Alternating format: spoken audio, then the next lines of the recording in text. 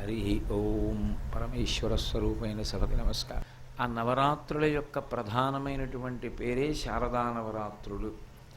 ఎందుచేత అంటే చిట్ట చివరికి పొందవలసినది ఏది అంటే శారదా అనుగ్రహం. మనుష్య జన్మకి సంబంధించినంత వరకు పరమ ప్రయోజనం ఏది అంటే ఆ జ్ఞానమును పొందడమే. ధర్మాన్ని అనుష్ఠించడం కానీ, భక్తిని పొందడం కానీ, భక్తితో కూడినటువంటి కర్మాచరణం చెయ్యడం కానీ, శాస్త్రానికి కట్టుబడ్డం కానీ, ఇవన్నీ దేని కొరకు అంటే ఇవన్నీ పూర్వాంగములు. దేని కొరకు అంటే కేవలముగా జ్ఞానమును పొందుట కొరకు. ఈ జ్ఞానమును ఇచ్చేటటువంటి శక్తి స్వరూపిణి ఒకటి ఉన్నది. ఆమెకు శారద అని పేరు. ఆ శారద ఏ జ్ఞానమును ఆవిడ ఇచ్చిన తరువాత ఇక తెలుసుకోవలసినది వేరొకటి ఉండదు. ఏది అనుభవంలోకి వస్తుందో దాన్నే శాస్త్రాలు ఆత్మ అని పిలిచాయి. అది సత్యవస్తువు, అది ఎప్పుడూ ఉండేటటువంటిది. అటువంటి ఆత్మ ఎరుకలోనికి వచ్చి నేను ఆత్మ అనేటటువంటి అనుభూతి ఎందో అటువంటి సత్యమునందు ఆ ఊంచుకుని నిలబడగలిగిన నాడు అదే మోక్షమునకు హేతువు అవుతుంది. అదే మోక్షమునకు కారణమై అది మనిషిని తరింపచేస్తుంది. అలా తరింప చేయగలిగినటువంటి శక్తి ఎక్కడి నుంచి ఉంటుంది అంటే కేవలముగా ఒక్క శారదానుగ్రహమునందు మాత్రమే ఉంటుంది. నేను మీతో మొట్టమొదటి రోజున అనుకుంటా మనవి చేశాను, ఈ ఆశ్వీజ మాసంలో వచ్చేటటువంటి 9 రోజులు ఎందుకంత శక్తివంతములయ్యాయి అంటే ఒక సంవత్సరాన్ని ఒక రోజు ప్రమాణంగా తీసుకునేటటువంటి ఆచారం ఒకటి ఉన్నది. ఒక సంవత్సరాన్ని ప్రమాణంగా తీసుకుంటారు. ప్రమాణములు కిందకొస్తాయి, కింద నుంచి పైకి పెడతాయి. ఒక సంవత్సరం ప్రమాణం అవుతుంది. ఆ సంవత్సరంలోంచి మళ్ళీ పూర్వార్ధ భాగం, దక్షిణార్ధ భాగం అంటే ఉత్తరాయణము దక్షిణాయనము అని రెండుగా విడుతుంది. మళ్ళీ ఉత్తరాయణం దక్షిణాయనంలో మాసంగా విడుతుంది. ఆ మాసం మళ్ళీ శుక్లపక్షం కృష్ణపక్షంగా విడుతుంది. మళ్ళీ శుక్లపక్షంలో ఒక తిథినిత్యని ఆధారం చేసుకుని ఒక తిథి అవుతుంది. మళ్ళీ ఆ తిథి యందు పగలు రాత్రి ఉంటాయి. మళ్ళీ ఈ పగలు రాత్రి ఈ రెండిటిని కలిపినప్పుడు యామములు అని పిలుస్తాం. త్రియామాం వామంతే అంటారు శంకరాచార్యుల వారు. ఇందులో ఒక ప్రత్యేకమైనటువంటి యామము, ఒక ప్రత్యేకమైనటువంటి కాలము ఈశ్వరారాధనకు అత్యంత ఉపయుక్తమై ఆనుకూల్యతని పొంది ఉంటుంది. అది ఈశ్వరారాధనకు ఎందుకు ఆనుకూల్యతని పొందుతుంది అంటే అది మనస్సు వెనక్కి వెళ్ళేటటువంటి సమయం. కాలము బహుశక్తివంతమైనది. కాలోహి దురతిక్రమ అంటాడు కృష్ణ భగవానుడు గీతలో. అలాగే వ్యాస భగవానుడు దేవీ భాగవతంలో కాలోహి బలవాన్ కర్త సతతం సుఖదుఃఖయో నరాణం పరతంత్రాణం పుణ్యపాపానుయోగత అంటాడు. కాలమే ఈశ్వర స్వరూపం. అటువంటి కాలం విభాగమునందు ఒక ప్రత్యేకమైనటువంటి కాలము మనసు వెనక్కి వెళ్ళడానికి అనుకూలిస్తుంది. మిగిలిన సమయాల్లో ఉద్రేకాన్ని పొంది ఎక్కువగా బయటికి తిరగడానికే అవకాశాన్ని పుచ్చుకుంటుంది. అలా మనసు తనంత తాను వెనక్కి వెళ్ళేటటువంటి కాలం ఏది అంటే ఒక రోజుని ప్రమాణంగా చేసుకున్నప్పుడు సూర్యోదయానికి 45 నిమిషాలు వెనక్కి వెళ్ళినటువంటి కాలం ఏది ఉంటుందో అది ఉపాసనా కాలం. అది మనసు వెనక్కి వెళ్ళేటటువంటి కాలం. అందుకే ఆ కాలము దేని కొరకు నిర్దేశింపబడింది అంటే కేవలము భగవంతుణ్ణి ఆరాధించడానికే నిర్దేశింపబడుతుంది. వెనక్కి వెళ్ళి ఆత్మని లోపల ఉన్నటువంటి ఆ ఆత్మ వస్తువే అనుభవంలోకి రావాలి. అందుకే తెల్లవారుజాము సమయం ఈశ్వరారాధనకి అనుకూలం. ఒక సంవత్సరాన్ని ప్రమాణంగా తీసుకున్నప్పుడు ఒక సంవత్సరాన్ని అంతటినీ కలిపి ఒక రోజుగా భావన చేస్తే ఆ సంవత్సరంలో మళ్ళీ బ్రాహ్మీ ముహూర్తం అంటే తెల్లవారుజాము సమయం ఏది అంటే శారదా నవరాత్రుల కాలం. ఆశ్వీజ మాసంలో వచ్చేటటువంటి 9 రోజుల కాలం ఏదుందో దాన్ని సంవత్సరానికి తెల్లవారుజాము కాలం అని పిలుస్తారు. అందుకే ఈ కాలమునందు ప్రకృతి కూడా శారదానుగ్రహమునకు అనుకూలంగా ఉంటుంది. అందుకే శరదృతువు అని పిలుస్తారు. వెన్నెల చాలా విరబూసినట్లుగా ఉంటుంది. తెల్లటి వెన్నెల కురిపిస్తూ ఈ శరత్కాలంలో ప్రత్యేకించి ఆశ్వీజ మాసంలో వచ్చేటటువంటి పౌర్ణమి నాటి చంద్రబింబం పరిణత చంద్రుడు అని రాకా హిమకరహ అంటారు శంకరాచార్యుల వారు. రాకాచంద్రుడు అని, పూర్ణచంద్రుడు అని, పరిపూర్ణ చంద్రుడు అని, పరిణత చంద్రుడు అని పిలువబడతాడు. అంటే అంత విశేషమైన వెన్నెల కురిపిస్తాడు. ఈ తెలుపు ఎలా ఉంటుందో శారదా తత్వం అలా ఉంటుంది. అందుకే అసలు ఆశ్వీజమాస శుక్లపక్షంలో వచ్చేటటువంటి మొదటి 9 రాత్రులు అమ్మవారి ఉపాసనకే సంబంధించినవి. ఇందులో మీరు ఒక విషయాన్ని జాగ్రత్తగా గమనించండి. ఎప్పుడైనా సరే ఉపాసన అనేటటువంటి మాట ఏర్పడినప్పుడు, ఉపాసన చేస్తున్నాం అంటారు. ఉపాసన అన్న మాటకు అర్థం తెలుసుకోవాలి. ఉపాసన అంటే భగవంతుని సమీపమునకు చేరి కూర్చుండుట అని అర్థం. ఈ ప్రస్థానం అంతా, ఈ అనుష్ఠాన క్రమం అంతా దేనికోసము అంటే భగవంతునికి సమీపంగా ఉండేటటువంటి ప్రయత్నం కోసమని. ఆ సమీపంగా వెళ్ళేటటువంటి ప్రయత్నంలో అంతర్భాగంగా శాస్త్రముల చేత నిర్దేశింపబడినటువంటి అనుష్ఠానం చేస్తూ వెళ్ళగా ఈ 9 రోజులు ప్రత్యేకంగా శక్తి ఆరాధనము, అమ్మవారి ఆరాధనం చేస్తారు. ఇందులో మళ్ళీ ఒక చమత్కారం ఉంటుంది. ఈ 9 రాత్రులు ఉపాసన, శారదా నవరాత్రులు, వసంత నవరాత్రులు, గణపతి నవరాత్రులు అంటాం. రాత్రి ఉపాసన అంటే అసలు రాత్రి మనం ఏం చేస్తున్నాం? ఉపాసన. రేపటి నుంచి మనకి అనేక కార్యక్రమాలు ఉన్నాయి. ఇక్కడ అనేక కార్యక్రమాల్లో రాత్రి కార్యక్రమాలు ఏమైనా ఉంటాయా? రాత్రి ఫలానా కార్యక్రమం చేస్తామని ఏమైనా పెడతామా? ఏం పెట్టాం. కానీ పిలిచినప్పుడు మాత్రం నవరాత్రులు అంటాం. రాత్రి అన్న శబ్దం ఎందుకు రావాలి? అసలు అలా ఎందుకు పిలవాలి అంటే రాత్రికి ఒక లక్షణం ఉంటుంది. అది చీకటి చేత ఆవరింపబడుతుంది. ఆ ఆవరింపబడినది ఆ చీకటి కప్పేస్తుంది, అన్నిటినీ కప్పి వస్తువు యొక్క యథార్థ స్థితి తెలియకుండా చేస్తుంది. ఎప్పుడైనా మీరు ఒక్కటి గుర్తుపెట్టుకోండి, భయము దేని వలన కలుగుతుంది అంటే యథార్థము గోచరము కాని రోజున.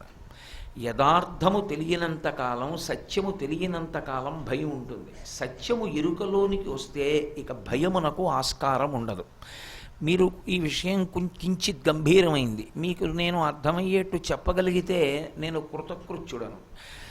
మీరు ఒక్కటి ఆలోచించండి, అసలు భయం అనేటటువంటిది ఎందుకుంటుంది అంటే కేవలముగా వస్తువు యొక్క సత్యమైన స్థితి ఎరుకలోనే లేకుండుట వలన. సత్యమైన స్థితి తెలియకపోవడం అంటే నాకన్నా చాలా ఉన్నాయి అన్న రోజున భయం ఉండి తీరుతుంది. ఎందుకంటే నాకన్నా అధికుడు ఉన్నాడనో, లేకపోతే నన్ను నియంత్రించగలిగిన వాడు ఉన్నాడనో, నావి పట్టుకుపోయేవాడు ఉన్నాడనో, లేదా నన్ను ఏదైనా చేసేవాడు ఉన్నాడనో అనేక రకములైనటువంటి భయమునకు కారణము. అనేక రకములైన భయమునకు కారణము ఎప్పుడు పోతుంది అంటే ఉన్నదొక్కటే అన్నది ఎరుకలోకి వస్తే. ఆ ఉన్నదొక్కటే అన్నది ఎరుకలోకి రావడానికి ఆ ఉన్న ఒక్కటి సత్యవస్తువు ఏదో ఉండాలి కదా, అదే ఆత్మ. ఆ ఆత్మ ఎరుకలోకి వస్తే ఇక నామరూపములతో సంబంధం ఉండదు. నామరూపములతో సంబంధం పోయి అంతటా నిండిపోయినది ఆత్మ ఒక్కటే. అది మీరు నారాయణ అనండి, బ్రహ్మ అనండి, శివ అనండి, శక్తి అనండి. స బ్రహ్మ సశివ సహరిసేంద్ర సోక్షర పరమస్వరాట్ రాజాధిరాజాయ ప్రసహ్య సాహిని. మీరు ఏ పేరుతో పిలవండి, దానికి పేరుతో సంబంధం లేదు. చివరికి అది నిర్గుణమైనటువంటి ఆత్మవస్తువు. అందుకే శంకరాచార్యుల వారు వేదాంత డిండిమణి చేస్తూ సాకారంచ నిరాకారం నిర్గుణంచ గుణాత్మకం తత్వం తత్పరమం బ్రహ్మ ఇది వేదాంత డిండిమహ అంటారు. చిట్ట చివరికి నిర్గుణమైనటువంటి ఆత్మయందు ప్రవేశించి ఆత్మగా అనుభూతిలోకి వస్తే ఇక ఆ చీకటి తొలగిపోతుంది. ఆ చీకటి తొలగిపోతే ఇక భయం అనేటటువంటిది ఉండదు. అంకెలలో అన్నిటిలోకి పెద్దదేది అంటే 9. 9 తర్వాత వచ్చేది సంఖ్య 10. మీరు చూడండి, 9లో ఏమున్నాయంటే 1 ఉంది, 2 ఉంది, 3 ఉంది, 4 ఉంది, 5 ఉంది, 6 ఉంది, 7 ఉంది, 8 ఉంది, 9 ఉంది. అంకెల్లో వల్ల పెద్దది 9, అన్నీ అందులోనే ఉన్నాయి. అంటే 9 రాత్రులు ఉపాసన చేస్తే ఏమవుతుందంటే 10వ రాత్రి వస్తుంది. ఆ 10వది విజయదశమి, విజయం కలుగుతుంది. ఏమిటి విజయము అంటే ఆత్మగా అనుభూతి ఏర్పడడం. ఈ ఆత్మగా అనుభూతి చిట్ట చివరి ప్రయోజనం. ఆ జ్ఞానము చిట్ట చివరి ప్రయోజనం. ఈ చిట్ట చివరి ప్రయోజనం పొందడానికి అత్యంత ఉపయుక్తమైన కాలం ఏది అంటే దేవీ నవరాత్రులే. అందుకే ఆ నవరాత్రులకి శారదా నవరాత్రులని, దేవీ నవరాత్రులని పేరు. దేవి అంటే దివ్ అంటే క్రీడించే లక్షణం ఉన్నది, ప్రకాశించే లక్షణం ఉన్నది అని. ఆమె మాయ కమ్మినంతసేపు, కప్పినంతసేపు ఆత్మవస్తువు గోచరం కాక సత్వరజస్తమో గుణముల యందు కొట్టుకుంటున్నటువంటి జీవుణ్ణి చూసి ఆడుకుంటుంది. అదే తల్లి మాయని తొలగించి ఆయనకి జ్ఞానమిచ్చి అనుగ్రహప్రదాతయై మోక్షమునకు కారణము కూడా అవుతుంది. ప్రకాశాన్ని, వెలుతురునిచ్చి చీకటిని తీసేస్తుంది. రెండిటిని ఏకకాలమునందు నడిపించగలిగినటువంటి శక్తి స్వరూపం కనుక ఆమెకి దేవి అని పేరు. అందుకే సప్తశతిలో దేవీ సూక్తము అని పిలుస్తారు, దేవీ మహాత్మ్యము అని. అటువంటి దేవికి సంబంధించిన నవరాత్రులు దేవీ నవరాత్రులు. అంటే అమ్మవారి రూపంగా ఉపాసన చెయ్యండి అని. నేను నిన్నను మీతో మనవి చేశాను. ఇందులో శారదానుగ్రహము అనేటటువంటి అనుగ్రహము ప్రాథమిక స్థాయిలో ఎలా ఉంటుంది అంటే అది వికసనమునకు హేతు అవుతుంది. ఒక క్రమమైనటువంటి పద్ధతిలో శీల వైభవము, సంస్కార వైభవము ఏర్పడడానికి విద్యని కారణంగా తీసుకొచ్చి వినయాన్ని ఇస్తూ విమలపటి, కమలకుటి, పుస్తక రుద్రాక్ష శస్త హస్తపుటి అయి ఆమె ప్రాధాన్యత క్రమాన్ని మనకి తెలియచేసి ఏది ప్రధాన వస్తువో మనం నిర్ణయాత్మకంగా తెలుసుకోగలిగినటువంటి శక్తిని ప్రచోదనం చేస్తుంది. కేవలముగా పుస్తకాలు చదువుకుంటూ అదే పనిగా వెళ్ళిపోతే తరించే మార్గం ఉండదు, సరికదా. అది ఒక ఈష కింద మారుతుంది. ఈష కింద అంటే పుస్తకాలు పట్టుకోవడం, పుస్తకాలు చదువుకోవడమే ప్రయోజనంగా జీవితం వెళ్ళకూడదు. జీవితానికి అత్యంత ప్రధానమైన విషయం ఏది అంటే మీరు ఏదో ఒక చోట, ఏదో ఒక అనుష్ఠాన క్రమంలో, ఏదో ఒక బీజాక్షరాన్నో, ఒక తత్వాన్నో, ఒక నామాన్నో పట్టుకుని అన్నీ అందులోకి వస్తున్నాయన్న విశ్వాసంతో దాని మీద ధ్యానమగ్నులు కాగలగాలి. అందుకే 51 అక్షరాల్ని అక్షమాలగా సంకేతిస్తే ఆ అక్షమాల తిప్పుతున్నాడు అన్నప్పుడు అర్థం ఏమిటి అంటే ధ్యానమునందు నిలబడ్డాడు అని. కేవలము పుస్తకాలు చదువుకోవడం అభ్యున్నతికి హేతువు కాదు అని చెప్పడానికి, అలాగని పుస్తకం జ్ఞానమును పొందడానికి ఉపకరణం కాదన్న భావన పొందద్దని, సరస్వతీదేవి పట్టుకునే వాటిలో పుస్తకం ఒకటి, కానీ ఎడం చేత్తో పట్టుకుంటుంది, కుడి చేత్తో అక్షమాల పట్టుకుంటుంది. అంటే ఎడం చేతిలో దానికన్నా కుడి చేతిలో ఉన్నది ప్రధానమైనది. అందుకే అటువంటి స్థితిని మనకి అవగోచరం అయ్యేటట్టుగా, అంటే భగవంతుని యందు ధ్యాన ప్రక్రియ, లోపలికి వెళ్ళేటటువంటి ప్రక్రియ అత్యుత్తమమైనదని తెలియచేయడం కోసమని సరస్వతీ స్వరూపం అలా నిలబడుతుందని, ప్రాథమికంగా సంస్కార వైభవానికి, బుద్ధి వికసనానికి హేతు అవుతుందని మీతో మనవి చేసి ఉన్నాను. దానికన్నా పై స్థాయి ఒకటి ఉంటుంది. ఆ పై స్థాయి అన్న మాటని మీరు జాగ్రత్తగా అర్థం చేసుకోగలిగితే అది అమ్మవారిది కాదు. అమ్మవారికి పై స్థాయిలు, కింది స్థాయిలు ఉండవు. స్థాయి భేదం ఎవరికి ఉంటుందంటే ఉపాసకునకు ఉంటుంది.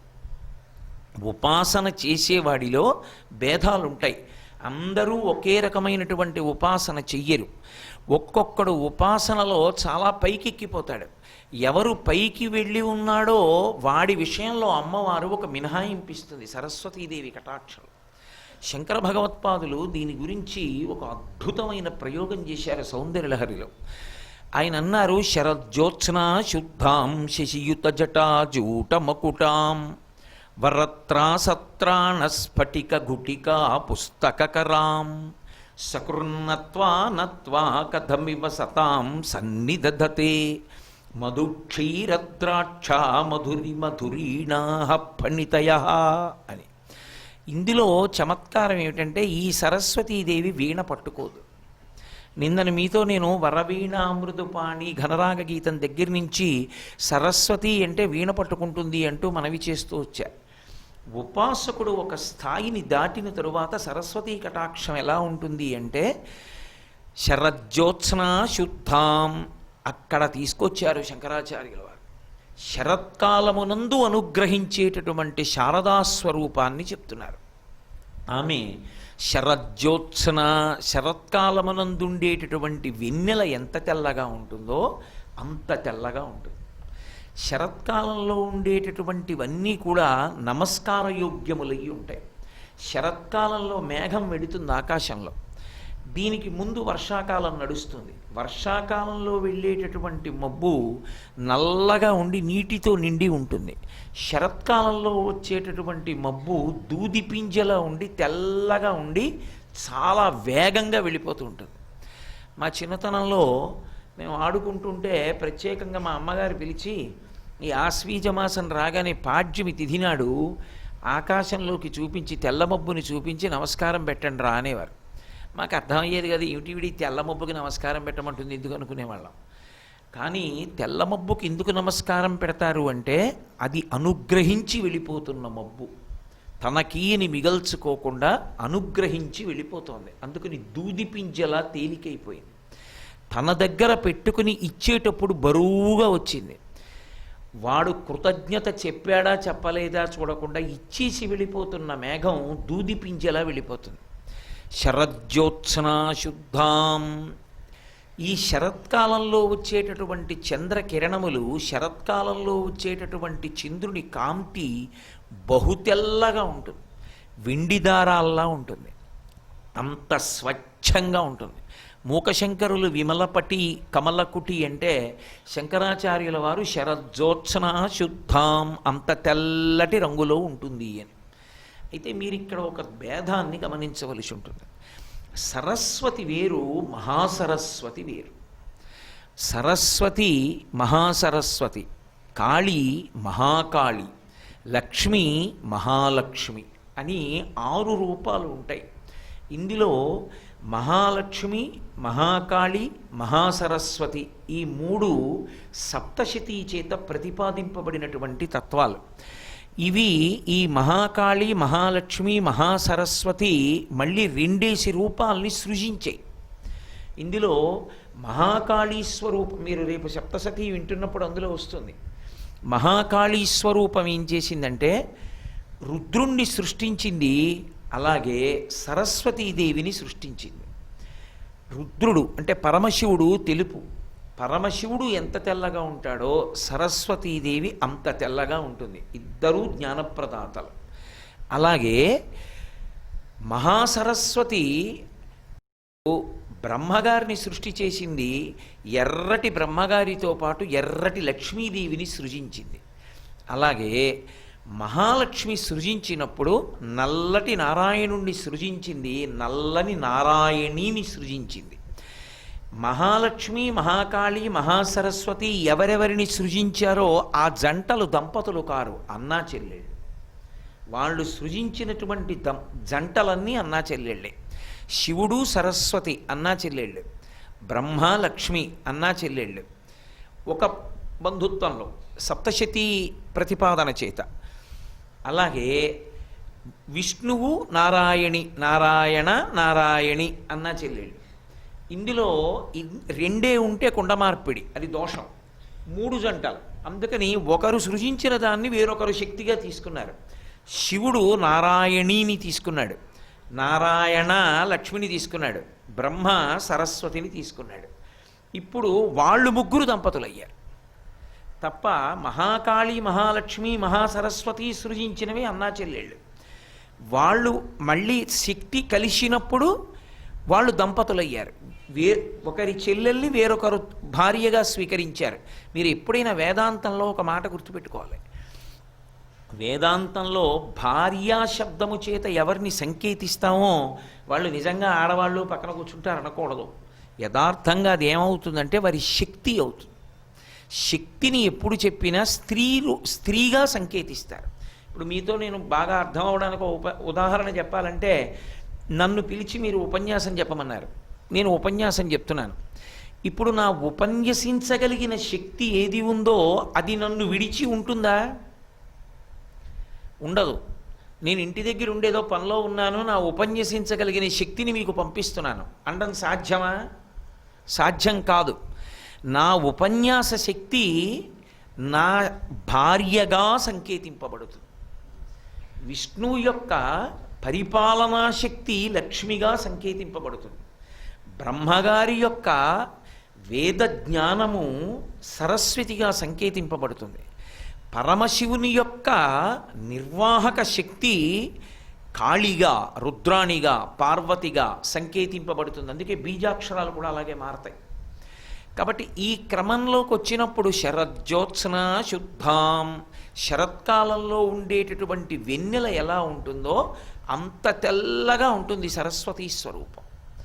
స్వచ్ఛంగా ఉంటుంది. ఉండి శశియుత జటాజూట మకుటాం, ఇది అన్నగారికి చెల్లెలికి ఉండే లక్షణం. అన్నయ్య కొప్పు ఎలా ఉంటుందో చెల్లెలి కొప్పు అలాగే ఉంటుంది. శిశియుత జటాజూట మకుటాం. జటాజూటము అంటే వెనక్కి వేసుకుంటే కబరీబంధం అంటారు, పైకి ఇలా కట్టుకుంటే జటాజూటం అంటారు.